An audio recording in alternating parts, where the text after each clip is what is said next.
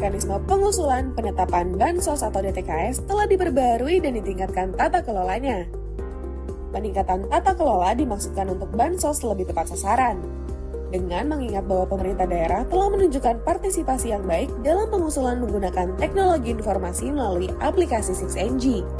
Kunci peningkatan tata kelola dilakukan dengan cara melibatkan banyak orang dalam pengusulan Bansos atau DTKS melalui Musdes atau Muskel atau nama lain.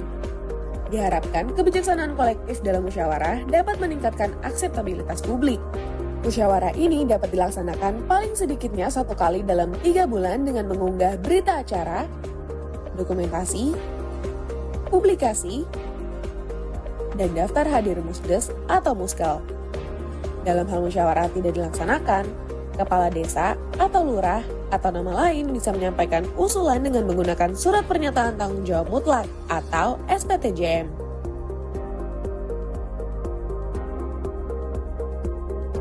Jadi seperti itu teman-teman daerah dan teman-teman media, kami ingin menyempurnakan bagaimana pengusulan penerima bantuan sosial dan bantuan lainnya itu, karena juga BPJS lewat di sini itu bisa lebih lebih demokratis dan lebih transparan seperti itu, sesuai dengan yang diamanatkan di dalam Undang-Undang Nomor 13 Tahun 2011 tentang fakir miskin.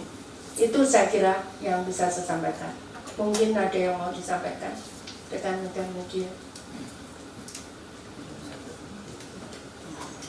Terima kasih atas kesempatannya Bu, selamat pagi. Perkenalkan saya Widya Bu, jurnalis dari simbanews.com. Mohon izin Bu, tadi kan Ibu bercerita tentang launching musyawarah desa ini Bu. Mungkin Ibu bisa diceritakan, tadi kan Ibu agak lumayan menggebu-gebu ya. Kan ini soalnya ada saran dari BPKP dengan KPK dan sebagainya. Mungkin kemarin juga Ibu cerita tentang ada Satgasus juga. Mungkin ada sedikit temuan yang Ibu lihat di lapangan gitu. Jadi dari Satgasus itu menemukan ternyata ini ada ribuan nama yang memang ini gitu yang membuat Ibu semakin ini kan. Nah, terus yang kedua terkait tadi satunya lagi lupa. Ya, terima kasih Mbak. Jadi yang pertama itu memang kalau kami ada laporan temuan, misalkan ada laporan masyarakat kirim surat pengaduan ke kita, saya coba kalau itu masalah kasus gitu, saya mencoba melibatkan Satgasus yang dibentuk oleh Pak Kapolri itu rutin membantu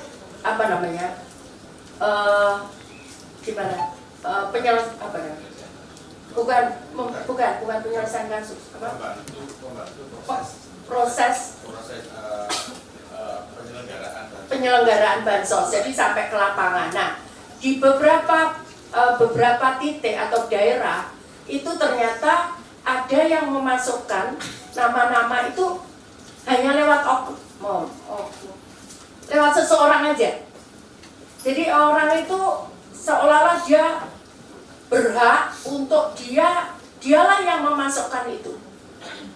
Yang dialah yang berhak, bahwa kadang-kadang digunakan juga untuk ngancam-ngancam.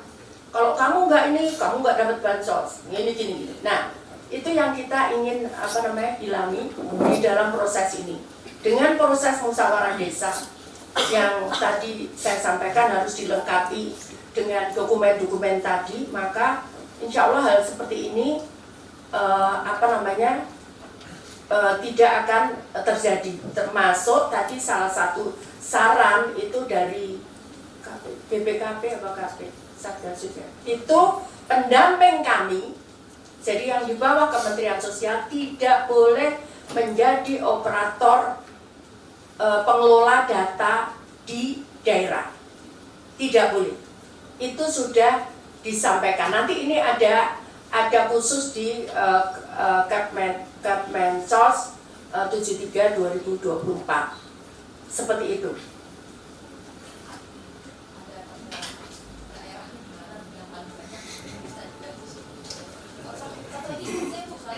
Saat ini kan peluncuran launching musyawarah mungkin mungkin kan nanti ada batas waktunya, nanti kalau misalnya mereka telat masukin ada sanksinya nggak Bu bagi yang masukin apa namanya ke data itu Bu?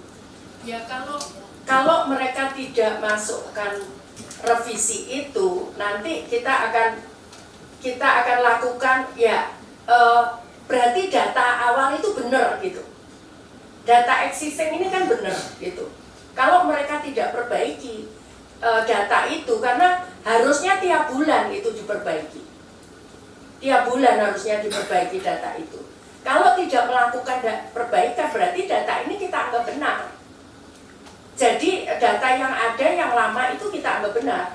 Nah, nanti kita akan evaluasi kalau memang tidak ada juga perbaikan, padahal kita tahu misalkan ada laporan kematian, kemudian ada laporan ini, maka itu kita anggap benar laporan itu.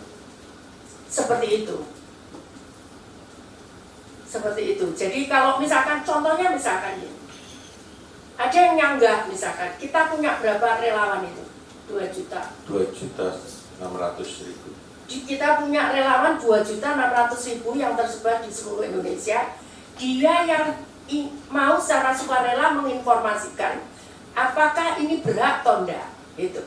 Nah, kalau ternyata di daerah itu tidak ada perubahan itu, kemudian mereka lapor bahwa ini tidak berat gitu, dan kita lihat kan evidennya ada, bukti-buktinya ada dari tadi relawan itu, ternyata kita lihat betul, ya kita nggak akan berikan di situ.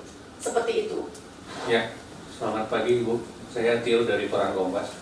Yang pertama mau tanya, ini kan mekanismenya kan masih akan sosialisasi ke beberapa pemerintah daerah. Itu akan mulai diterapkan atau di pencairannya mulai kapan gitu dengan sistem yang baru ini. Kemudian yang kedua, dengan sistem yang baru ini apakah akan membuat daftar penerima DTKS itu semakin berkurang atau justru semakin bertambah gitu Bu? Karena mungkin dengan penyaringan yang lebih detail itu akan lebih tepat sasaran, jadi semakin banyak orang miskin yang tercover gitu mungkin. Mungkin gambarannya begitu. Terima kasih. Ada beberapa kemungkinan yang seperti tadi Mas sampaikan. Ada beberapa kemungkinan seperti itu nantinya ke depannya. Tapi sekali lagi ada juga beberapa kemungkinan yang nanti siang ini jam teman-teman juga saya undang, itu 4.000 graduasi, dia sudah keluar dari penerima bantuan sosial. Jadi yang selama ini pengalaman saya itu biasanya sangat balance gitu, ada yang masuk, ada yang keluar juga gitu. Dan sekarang kan kita konsentrasi bagaimana mengeluarkan mereka dari kemiskinan gitu, Kementerian Sosial, seperti itu. Dan apa tadi ya? Itu kan tidak ada. Ada lagi yang sampaikan? Yang tadi Bu, yang mulai kapan? Oh, mulai kapan? Bulan depan. Iya, bulan depan, karena kalau awal bulan ini kan kita sudah proses yang bulan ini gitu. Jadi bulan depan kita proses itu sudah dengan mekanisme yang baru gitu. Ya.